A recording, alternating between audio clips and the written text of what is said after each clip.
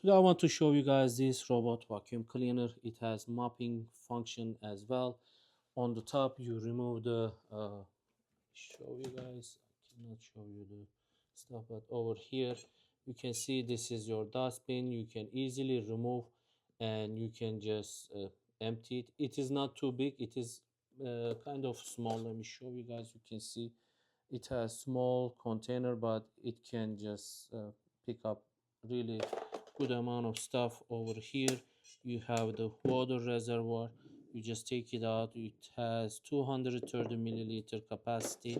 You would just fill it from here, very easy refilling. And on the bottom it has this you can easily remove and you can wash it and put it back. It has these brushes on the side, so once you are ready you would just press, and once you press it will just start working.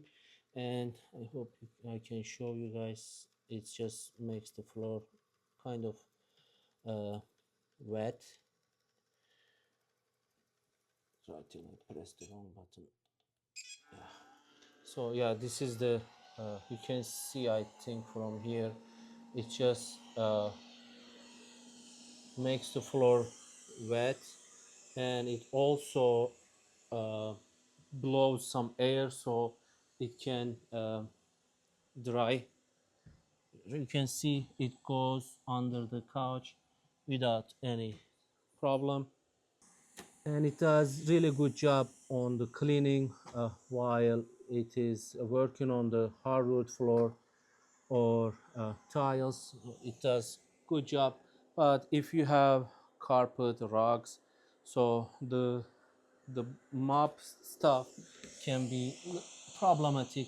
Let me show you guys. So you can see this touches the floor. It just, even though it just pulls itself a little bit up, it still touches the carpet.